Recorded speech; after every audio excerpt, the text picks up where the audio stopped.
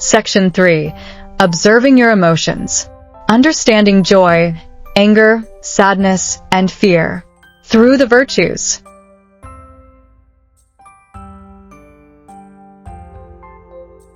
One. Introduction. What does it mean to observe an emotion? Not to be ruled by it, but to learn from it. 2. From reaction to recognition. Learning to see, not just feel. 3. A day in your life. Virtue and emotion in everyday moments. 4. The moral lens. Seeing emotions through the 4 virtues. 5. Small moments, big shifts. Montaigne's way of observing emotions. 6. The soul as a chord. Why you will never feel just one thing. 7. Your turn. A reflection prompt. Write what you felt, not just what you learned.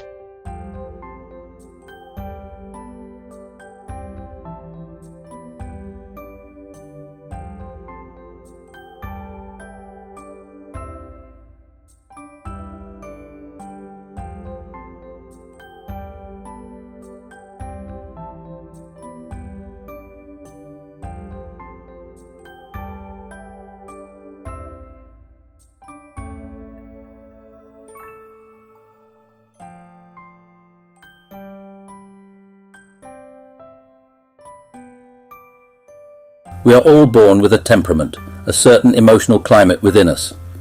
This is precisely what Mark Twain explores in detail in his thought-provoking work, What is Man?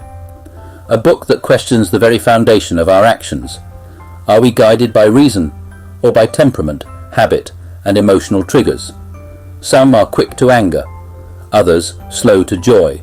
Some seek harmony, others friction. Twain calls this our built-in machinery, the unseen compass of our responses, and he asks, can we ever truly act outside of it?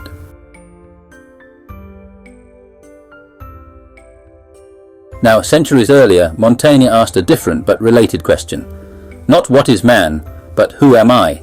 And more importantly, how can I live honestly with what I find inside myself?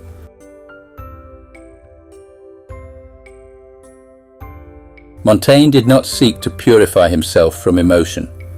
He didn't try to rise above being human. Instead, he embraced it. He turned inward, not to escape the world, but to meet it more fully. To observe his own reactions, his fears, his anger, his contradictions, and to recognize them, not merely react to them. This is the beginning of self-reflection, the first moral act. Through this inner recognition, he shaped a life, not of perfection, but of integrity, a life not free from chaos, but guided by virtue, and that's what we seek too. To let virtue absorb emotion, to digest it, integrate it, and shape from it something uniquely ours, or rather, yours. You are not here to erase your temperament. You are here to recognize it, to become the kind of person who sees, chooses, and shapes. And no one understood that better than Montaigne. What did Montaigne find when he looked inward? He found contradictions. He found joy wrapped in sorrow. He found clarity in confusion. He found virtue, not in purity, but in the struggle to balance conflicting emotions. Let me share with you just a few of his most striking insights, truths that speak directly to our moral gravity.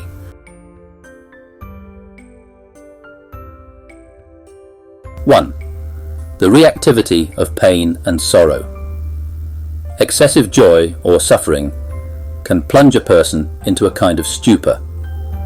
Montaigne saw how intense emotions, left unexamined, rob us of our clarity. He urges us, do not get swept away, observe. 2. Happiness and death. Call no man happy until he is dead. From Solon, echoed by Montaigne. What he means is this. True happiness cannot be measured in fleeting pleasures. It is judged only in how a life is lived and completed. 3. Good and harm are entangled. What benefits one may harm another. In our age of quick judgment, This is a crucial reminder. Justice is complex. Life is complex. We must see both sides. 4. Honor and desire. Even our highest motives are mixed with ego. Desire and virtue are blended. They form the colors of our personality. The goal is not to eliminate desire, but to harmonize it. 5. Emotion is physical. Scents move the soul. Our emotions are tied to the body, a smell, a touch, a taste. These are doorways to memory and feeling. Montaigne shows us the soul enters through the senses. 6. The core insight. We taste nothing pure. Our feelings are always mixed. Joy tinged with fear, love with loss. We are not made of single notes, but chords, dissonant, unresolved, human. 7. And finally, his advice. Blunt your mind a little. He doesn't mean be foolish, he means be flexible. Be gentle with yourself. Too much rigid reason breaks the spirit. A supple mind survives.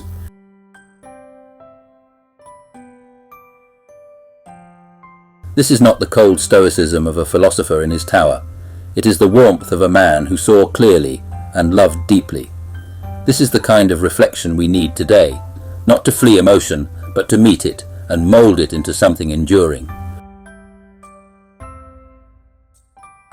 That is why Montaigne and thinkers like Twain and Socrates matter so much today, because they remind us that we are not just intellect, not just emotion, but a living fusion of both.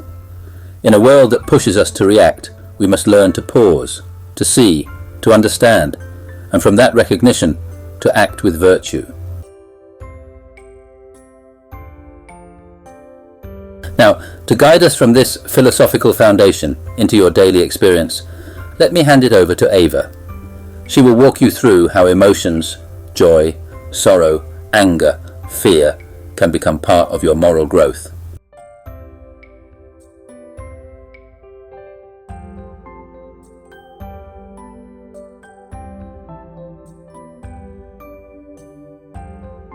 Thank you, Soichi. That was powerful and deeply grounding. As we just heard, our emotions are not something to suppress or escape. They are part of what makes us human. In this section, we'll explore how emotions like joy, anger, sadness, and fear are not just random reactions, but signals. Signals that, when understood, can guide us toward virtue. Let's begin by asking a simple question. What happens inside us when we feel something deeply? And more importantly, how can we learn to see those feelings through the lens of moral gravity?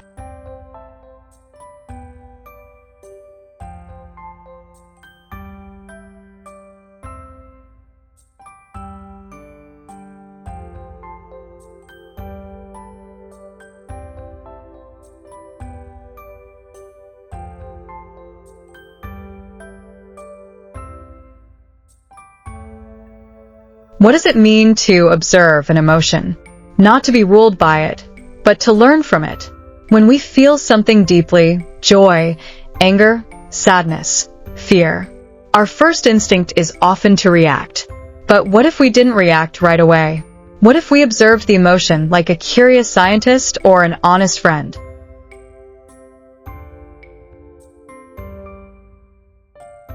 To observe an emotion means this. You allow it to exist. You don't run from it. You don't rush to judge it. You simply notice it. This is not easy, especially when the emotion is powerful. But here's the key. Emotions are messengers. They carry signals about what we value, what we fear, what we need. Montaigne once wrote, "We are all patchwork, so shapeless and diverse in composition that each bit, each moment, plays its own game." That's why we must observe. Because only by noticing these shifting pieces can we begin to understand who we truly are. And that understanding, that moment of recognition, is the beginning of wisdom.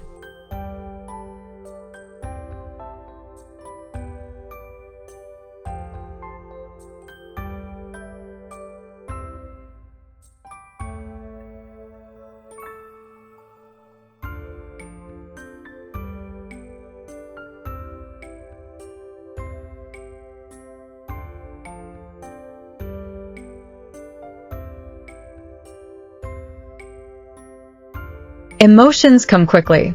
A word, a look, a sudden change, and we feel something rise. Anger, joy, fear, sadness. These are not weaknesses. They are part of being human. But what do we do next? Do we simply react? Or do we pause and recognize?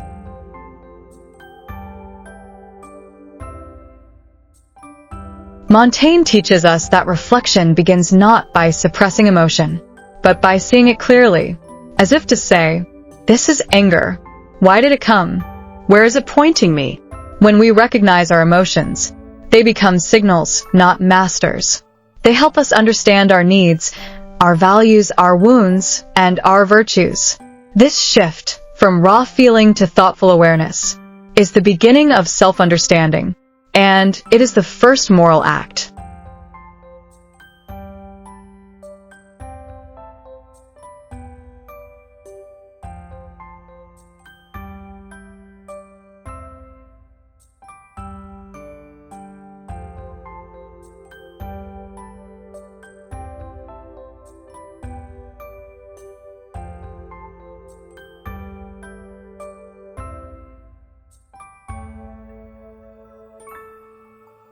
Let's zoom in on a single day in your life. Not a special day, just a normal one. You wake up tired. Maybe you feel a bit irritable. That's emotion, a reaction. But then you choose to smile at someone. You choose to help, to wait, to forgive. Each moment is a meeting point between emotion and virtue. Joy, anger, sadness, or fear may rise up. But in those moments, you decide how to respond.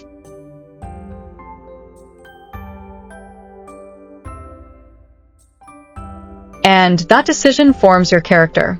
This is where morality happens, not in theories, but in the micro-choices of everyday life. You don't need to be perfect. You only need to see the moment clearly and let virtue have a voice in your response. In the next slides, we'll look at how each emotion, joy, anger, sadness, and fear, can be understood through the lens of the four cardinal virtues.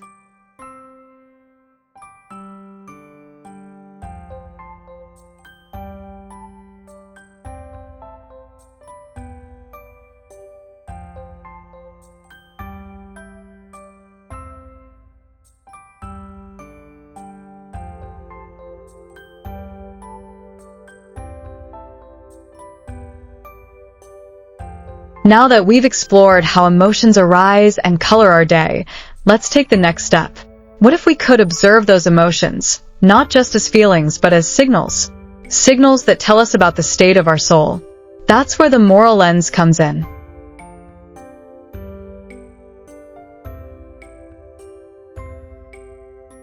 In this course, we focus on the four cardinal virtues. Wisdom, to see clearly and act rightly. Courage, to face truth and difficulty without retreat. Temperance, to hold back when impulses surge. Justice, to give others their due, even when emotions pull us inward. When we look at our emotions through these virtues, everything shifts. Anger can become a chance for justice. Sadness, a door to wisdom. Fear can reveal where we need courage. Even joy can teach temperance, reminding us not to lose balance.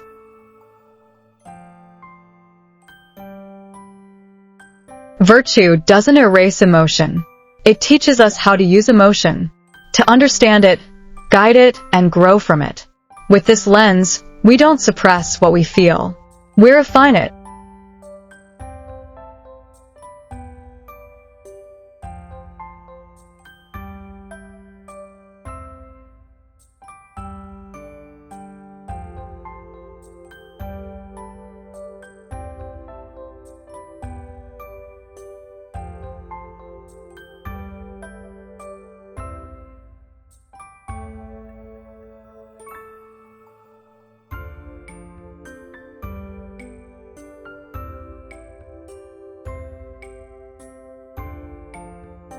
Sometimes, great changes begin with quiet realizations.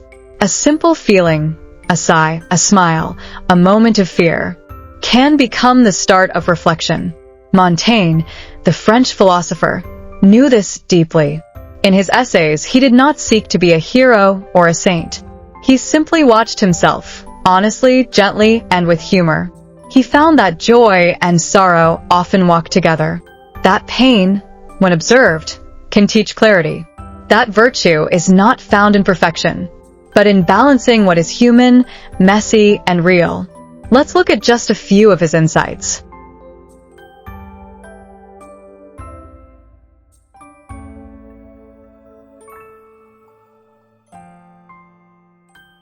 Excessive joy or sorrow can plunge us into a kind of stupor. When emotions become too strong, we freeze. We lose clarity. But if we watch them, not repress, not obey, just watch, we stay awake.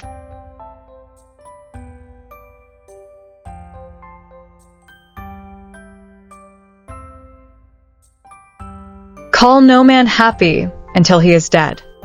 Montaigne, echoing the wisdom of Solon, reminds us, real happiness is not a moment. It is a life lived with dignity, even in the face of pain.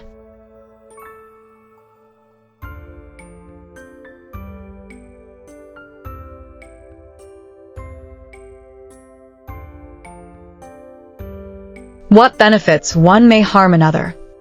In a world full of opinions, this teaches humility. Justice is not always simple. Emotions can mislead us, so we pause and see both sides.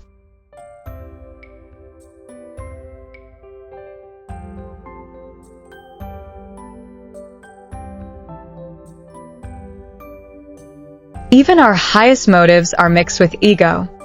This is not cynical. It's honest. Desire and virtue are mixed. Our task is not to purify, but to harmonize.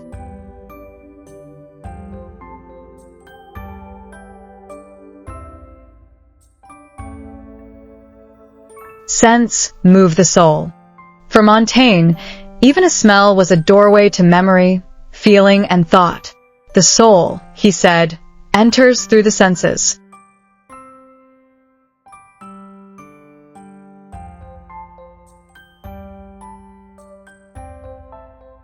We taste nothing pure. All feelings are mixed. Joy with fear. Love with loss. We are not made of clean lines, but of chords, overlapping and unresolved.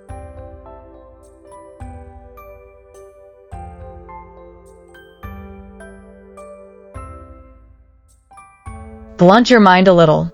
Not to be dull, but to be soft. Too much sharp reason breaks the spirit. Flexibility is not weakness. It is survival.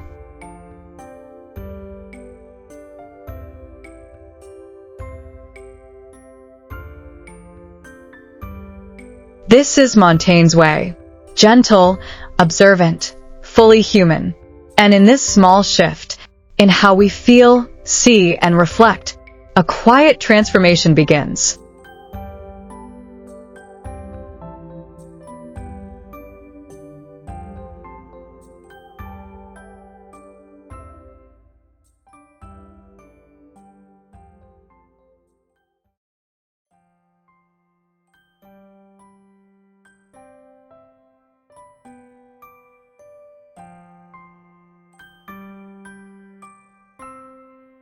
Have you ever tried to explain how you feel and realized it's not just one feeling?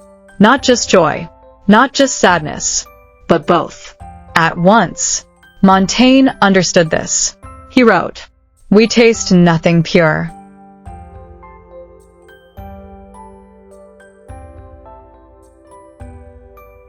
Our emotions, he said, are like music, not single notes, but chords made of tension, harmony, dissonance.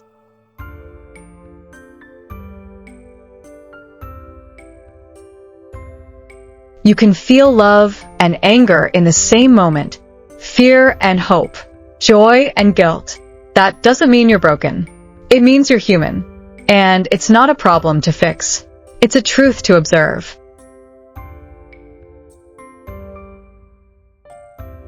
In a world that wants clean answers, Montaigne reminds us, wisdom lives in the mix.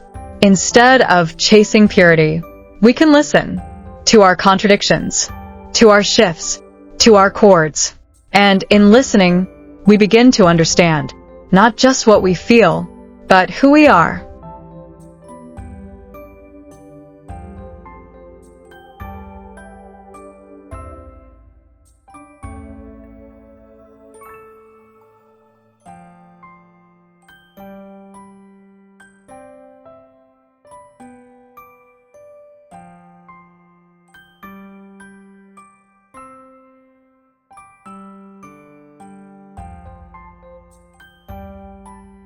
You've just explored how emotions are not obstacles, but signals.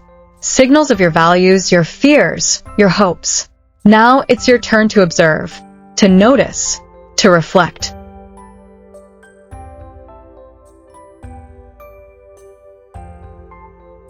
Take a moment, breathe, go back to your day, this very day, and ask, what did I feel most strongly today? Was it joy, frustration, doubt, excitement? Where did that emotion come from? What triggered it? What memory or hope is behind it? What did I do with it? Did I ignore it, react to it, express it? Or did I pause and watch it like Montaigne would? And finally, what does this feeling reveal about me? What virtue or struggle does it point toward?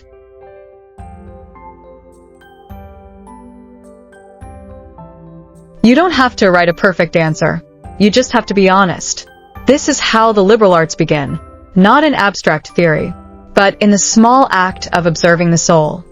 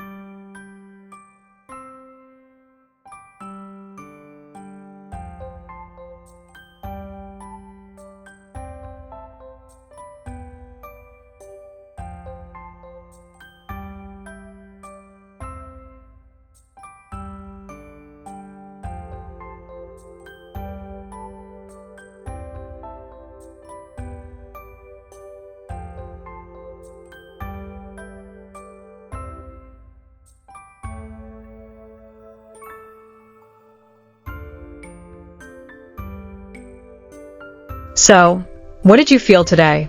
Maybe something small, maybe something strong, maybe something you can't name yet. That's okay, because what matters is not how perfect your answer is, but that you noticed.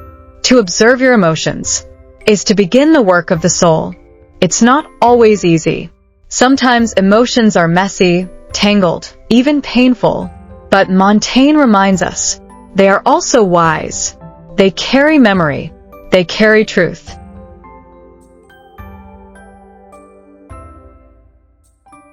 And if we listen, truly listen, we begin to see what drives us, what moves us, and what holds us back. This is not just self-awareness. It is the start of moral gravity, because every emotion points to something we value or fear to lose. By observing those emotions, we begin to shape who we are, not by accident, but by intention. Thank you for walking this path with me. I'll see you in the next section, where we go even deeper, from emotion to meaning.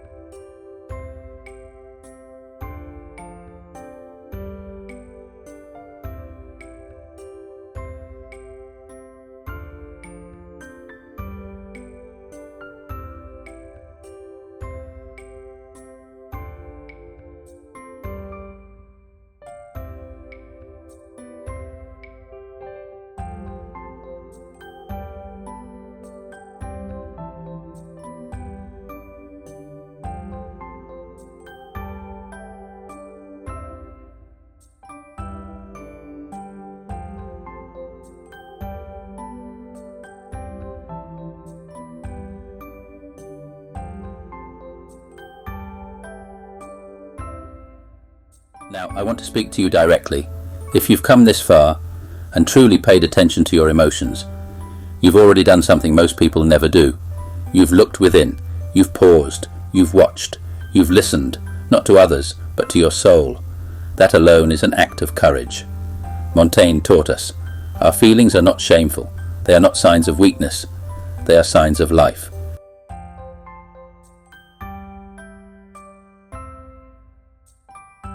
But what happens when life becomes hard, when emotions overwhelm us, when we face suffering or even death? That is where we go next. In the next section, we'll look directly at what modern life often avoids, death itself, and how it gives meaning to everything we feel, everything we choose, and everything we become. We will ask, what is it to live with awareness of our mortality, and what kind of soul is formed in that awareness, not in fear, but in freedom? I'll see you there.